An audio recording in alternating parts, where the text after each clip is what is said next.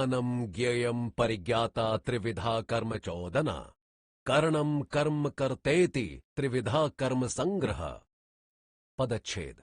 ज्ञानम अर्थात जिसके द्वारा जाना जाए, यानी वस्तु के स्वरूप का निश्चय कराने वाली वृत्ति। ज्ञेयम अर्थात जानी जाने वाली वस्तु, यानी जिस वस्तु के स्वरूप का निश्चय होता है। परिज्ञाता अर्थात जानने वाला, यानी वस्तु के स्वरूप का निश्चय करने वाला। त्रिविधा अर्थात तीन प्रकार की। कर्म चौदना अर्थात कर्म प्रेरणा। करणम अर्थात कर्म करने के साधन, मन, बुद्धि, इंद्रिय आदि। कर्म अर्थात क्रिया यानी काम का करना। कर्ता अर्थात क्रियाओं को करने वाला, यानी प्रकृतिस्थ पुरुष। इति यानी यह। त्रिविध अर्थात तीन प्रकार का। कर्म संग्रह अर्थात कर्म निष्पत्ति यानी काम का संपन्न होना। अनुवाद। ज्ञाता, ज्ञान और ज्ञेय, यह तीन प्रकार की कर्म प्रेरणा है, अर्थात इन तीनों के संयोग ही से मनुष्य की कर्म में प्रवृत्ति होती है। और कर्ता, करण तथा क्रिया, यह तीन प्रकार का कर्म संग्रह है, यानी इन तीनों के संयोग ही से क्रिया संपन्न होती है, काम निष्पन्न होता है व बनता है। ज्ञानम कर्म च कर्ता च त्रिधैव गुण भेदतः प्रोच्यते गुण संख्याने यथा वच्छृणुतान्यपि। पदच्छेद। ज्ञानम अर्थात ज्ञान, कर्म यानी कर्म, च और कर्ता अर्थात कर्ता, च यानी तथा, त्रिधा अर्थात तीन तीन प्रकार के, एव ही गुण भेदतः अर्थात गुणों के भेद से, प्रोच्यते अर्थात कहा गया है, गुण संख्याने अर्थात गुणों की संख्या करने वाले शास्त्र में, अर्थात सत्व, रज, तम रूपी गुण त्रय के संबंध से समस्त पदार्थों के भिन्न भिन्न प्रकारों की गणना करने वाले शास्त्र सांख्य शास्त्र में। यथावत बारी बारी क्रम से। शृणु अर्थात सुनो, तानि अर्थात उनको, अपि यानी भी। अनुवाद। गुणों की संख्या करने वाले शास्त्र सांख्य शास्त्र में ज्ञान व कर्म तथा कर्ता, सत्व, रज, तम रूपी गुणों ही के भेद से सात्विक, राजसिक, तामसिक रूप तीन तीन प्रकार के कहे गए हैं। उनको भी तुम मुझसे क्रम के अनुसार सुन। सर्वभूतेषु येनैकं भावं व्ययमीक्षते अविभक्तं विभक्तेषु तज्ज्ञानं विद्धि सात्विकम्। पदच्छेद। सर्वभूतेषु अर्थात समस्त चराचर प्राणियों में, येन जिससे, एकम अर्थात एक को, भावम अर्थात परमात्म भाव को, अव्ययम अर्थात अविनाशी को, ईक्षते अर्थात देखता है, अविभक्तम अर्थात विभाग रहित को, विभक्तेषु अर्थात पृथक पृथक में, तत् यानी उसको, ज्ञानम ज्ञान को, विद्धि जानो, सात्विकम अर्थात सात्विक। अनुवाद। जिस ज्ञान से मनुष्य पृथक पृथक समस्त चराचर प्राणियों में एक अविनाशी परमात्म भाव ही को विभाग रहित संभाव से स्थित देखता है, अर्थात लोक दृष्टि से भिन्न भिन्न प्रतीत होने वाले समस्त चराचर प्राणियों को तथा स्वयं अपने को एक अविनाशी परमात्मा से अभिन्न समझता है, उस ज्ञान को तू सात्विक ज्ञान, यानी जो ऐसा यथार्थ अनुभव है वही सात्विक या सच्चा ज्ञान है।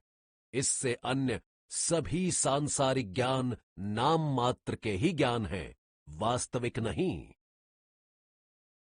पृथक्त्वेन तु यज्ञ ज्ञानम नाना भावान पृथक विधान वेत्ति सर्वेषु भूतेषु तज्ज्ञानम विद्धि राजसम। पदच्छेद। पृथक्त्वेन अर्थात अलग अलग करके, तू अर्थात और, यत यानी जो, ज्ञानम अर्थात ज्ञान, नाना भावान अर्थात अनेक भावों को, पृथक विधान अर्थात भिन्न भिन्न प्रकार के, वेत्ति यानी जानता है, सर्वेषु सब में, भूतेषु अर्थात प्राणियों में, तत् यानी उसको, ज्ञानम ज्ञान को, विद्धि जानो, राजसम अर्थात राजसिक। अनुवाद। और जो ज्ञान अर्थात जिस ज्ञान के द्वारा मनुष्य समस्त प्राणियों में भिन्न भिन्न प्रकार के अनेक भावों को अलग अलग जानता है, अर्थात कीट, पतंग, पशु, पक्षी, मनुष्य, राक्षस, देवता आदि संपूर्ण प्राणियों में आत्मा को उनके शरीरों की आकृति अथवा स्वभाव के भेद से भिन्न भिन्न प्रकार के अनेक और अलग अलग समझता है, यानी यह समझता है कि प्रत्येक शरीर में आत्मा अलग अलग है और वे अनेक हैं तथा सब परस्पर विलक्षण हैं, उस ज्ञान को तू राजसिक जान अर्थात नाम मात्र का मिथ्या अवास्तविक ज्ञान समझ। यत्तु कृत्सन्वदे कस्मिन् कार्ये सक्त महैतुकम अतत्वार्थवदल्पम च तत्ताम समुदाहृतम। पदच्छेद। यत् यानी जो, तू अर्थात परंतु, कृत्सन्वत अर्थात संपूर्ण के सदृश, एकस्मिन अर्थात एक में, कार्य अर्थात कार्य रूप शरीर में, सक्तम अर्थात आसक्त लिप्त, अहेतुकम अर्थात बिना युक्ति वाला, अतत्वार्थवत यानी तात्विक अर्थ यथार्थ से रहित, अल्पम यानी तुच्छ, च तथा, तत् वह, तामसम तामसिक, उदाहृतम अर्थात कहा गया है। अनुवाद। परंतु जो ज्ञान अर्थात जिस ज्ञान के द्वारा मनुष्य एक कार्य रूप शरीर में ही संपूर्ण के सदृश आसक्त यानी लिप्त है तथा जो युक्तिहीन तात्विक अर्थ यानी यथार्थ से रहित और तुच्छ है, वह तामसिक कहा गया है। टिप्पणी। जिस विपरीत ज्ञान के द्वारा मनुष्य प्रकृति के कार्य रूप शरीर को ही अपना स्वरूप समझ लेता है और ऐसा समझकर उस क्षण भंगुर नाशवान शरीर में सर्वस्व की भांति आसक्त रहता है तथा आत्मा को उससे भिन्न या सर्वव्यापी नहीं मानता, ऐसे ज्ञान को तामसिक ज्ञान बताया गया है। वास्तव में वह ज्ञान ज्ञान ही नहीं बल्कि विपर्यय ज्ञान अथवा अज्ञान है। इसीलिए भगवान ने इस श्लोक में ज्ञान पद का प्रयोग ही नहीं किया है। अज्ञानमय होने के कारण ही इसे तामसिक कहा गया है, क्योंकि अज्ञान तमोगुण ही का कार्य होता है। नियतम संगरहितम राग द्वेषतः कृतम अफल प्रेप्सुना कर्म यत्तत् सात्विक मुच्यते। पदच्छेद। नियतम अर्थात शास्त्र विधि से निर्धारित किया हुआ, संगरहितम अर्थात कर्तापन के अभिमान से रहित, राग द्वेषतः अर्थात बिना राग द्वेष के, कृतम अर्थात किया हुआ, अफल प्रेप्सुना अर्थात फल न चाहने वाले मनुष्य द्वारा, कर्म अर्थात काम, यत यानी जो, तत् यानी वह, सात्विकम अर्थात सात्विक, उच्यते यानी कहा जाता है। अनुवाद। जो कर्म शास्त्र विधि से निर्धारित किया हुआ और कर्तापन के अभिमान से रहित हो तथा फल न चाहने वाले मनुष्य द्वारा बिना राग द्वेष के किया गया हो, वह सात्विक कहा जाता है। यत्तु कामेप्सुना कर्म साहंकारेण व पुनः क्रियते बहुलायासम तद्राज समुदाहृतम। पदच्छेद।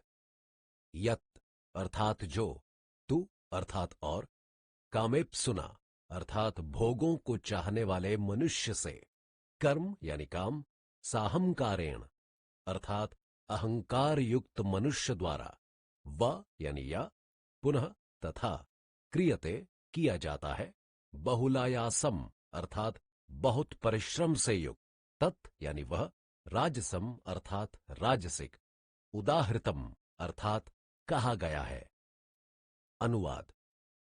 और जो कर्म बहुत परिश्रम से युक्त होता है तथा भोगों को चाहने वाले अथवा अहंकार युक्त मनुष्य द्वारा किया जाता है, वह राजसिक कहा गया है।